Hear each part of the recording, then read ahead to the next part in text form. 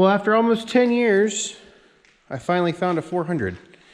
And I can tell you when I woke up this morning, I was not intending on owning a 400. So today is Saturday, March 27th. And you'll actually see this video tomorrow morning because I haven't done much this past week for those of you that regularly watch the channel. But anyway, this morning I woke up, it was supposed to rain until about 10 o'clock this morning, and then it was supposed to get nice and the sun was supposed to come out. And so I did not intend on watching an auction this morning and ultimately ended up watching an auction. And basically, in the end, I saw this and I bid on it. And I only bid on it once and I won it. So then I realized that I had to drive 2.5 hours to go pick it up. Well, okay, that's fine. 2.5 hours each way. So I got 5 hours in drive time plus maybe 30 minutes to an hour loading, and it's about 11 o'clock in the morning. It'll be a nice drive in the afternoon, and I'll be home before dark. Well, that didn't quite work out because it rained all afternoon.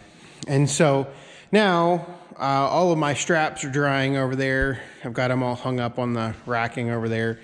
So all my straps are drying because it's also below freezing now, and so getting this thing off the trailer was an absolute pain because the straps were frozen after being in the rain, and yeah, it was a good time. So, about this 400, like I said, when I got up this morning, I did not intend to own a 400 at the end of the day. Just so happened that it's an auction. I bid once and that was it. And I'm really shocked that I did own it because one of the things that I have seen at auctions recently, and this is probably a whole nother video, but just a quick story. At this auction, there was also a Z335E. Ultimately ended up selling for $2,500. It was 2016 with like 8.2 hours on it. So you're dealing with a 5-year-old machine. It has 8.2 hours on it, so low hours, right? Barely used, but it sells for $2,500. Then you have 10% buyer's premium. And then you have, because this was in Minnesota, you have 7.325% sales tax. So on top of all that, that Z335E ended up costing the buyer over $2,900. And if you look it up, a brand new Z335E is $1,599 plus tax, or $2,599 plus tax, sorry.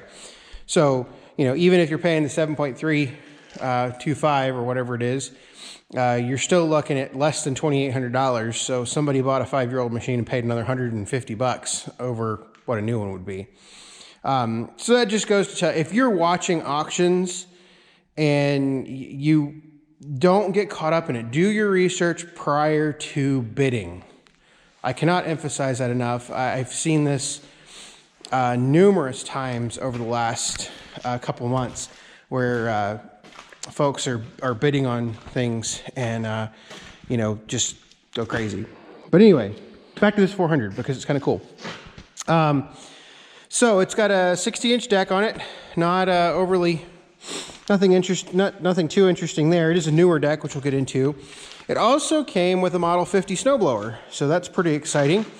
So I've got a snowblower and I've got a mower deck for 400. Really cool. It runs nice, and I think one of the reasons it runs nice is because I get the impression that it has been maintained.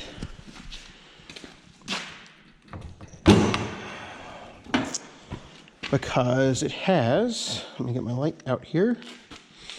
It looks to be a replacement block or a replacement engine. I've got to have to run those specs and serial numbers and everything, but I'll have to do something there. But it is a Kohler. I'm assuming it is the, let's see, there were two of them. One was a 19.9 and 19.9, and I can't remember what the other one was, 2020 or 21 or something like that. Like I said, I don't know anything about 400s. I suppose I'm about to learn, though. But runs really, really nice. So, let me start it up here. It's already warm.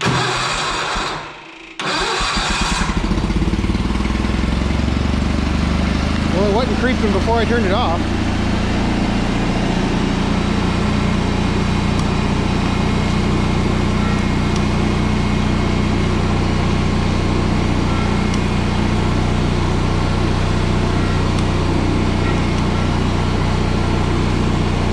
was not creeping before I turned it off. So anyway, runs really nice, sounds really nice.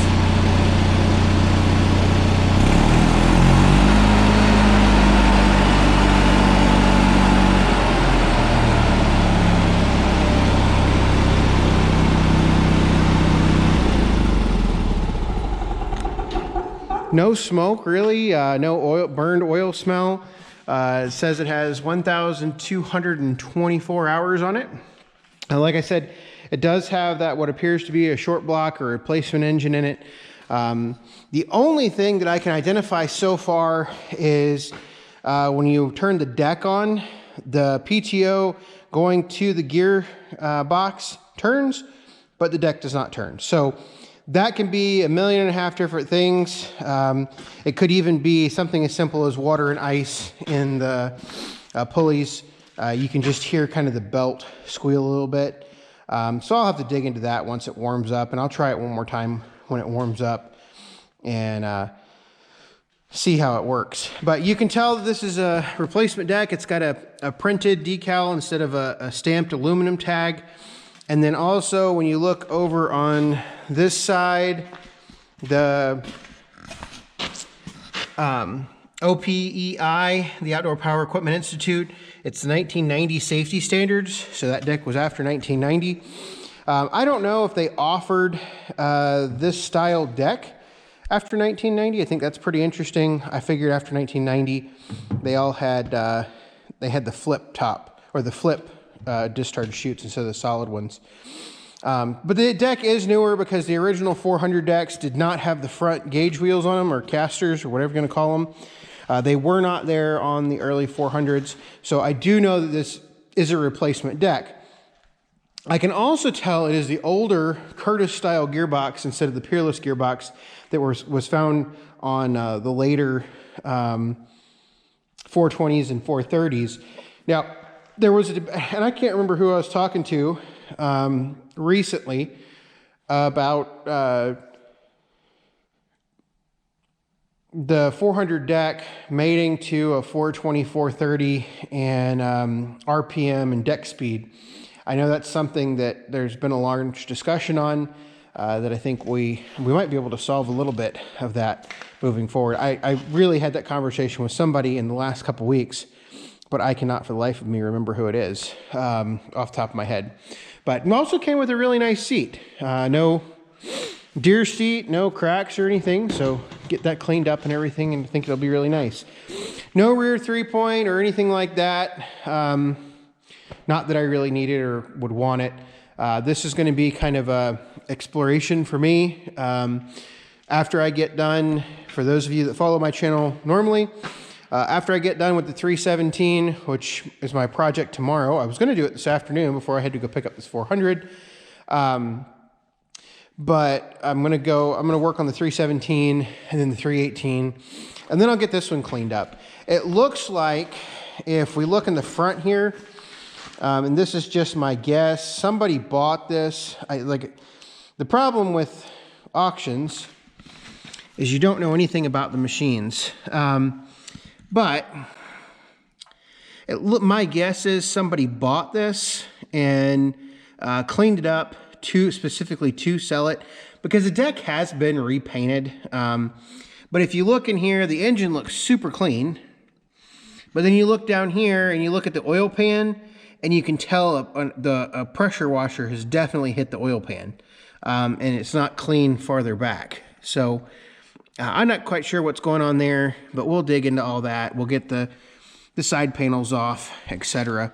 But it is a reasonably clean machine. I haven't found anything really off as of yet in terms of something that I would be concerned about, but that is something we'll probably find at a later date.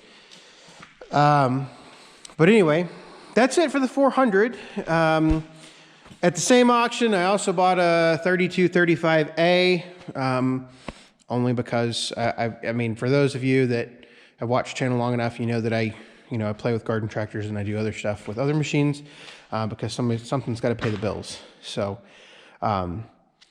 yeah, if you got any questions, comments, leave them below. It's going to take me a long time to work through all of these projects. So I'm going to work on the 317 first, and then that 1992 318, which I have not done a video on yet, but I will in the future. And then I'll get on this 400. We'll get the deck squared away, and I'll try to mow with it and stuff. And I think at that point, I may go back, and for those of you that found my channel through the evolution of the John Deere garden tractor, I actually may go back and do or have a redo of the evolution of the John Deere garden tractor. I think that might be a really good video to redo with the 400, because then we could talk about some of the aspects of a 400 that Deere brought forward, and also the 317 and some of the troubles with the 317 and how it ended up with the Onan engine. I think that might be a good discussion for a take 2 of a garden tractor evolution. Get out a round fender and stuff like that. So hopefully you don't mind me talking for like 12 minutes, but I think that's it for this video. It is late. Now that the trailer is empty, I can go inside and go to bed. So thanks for watching.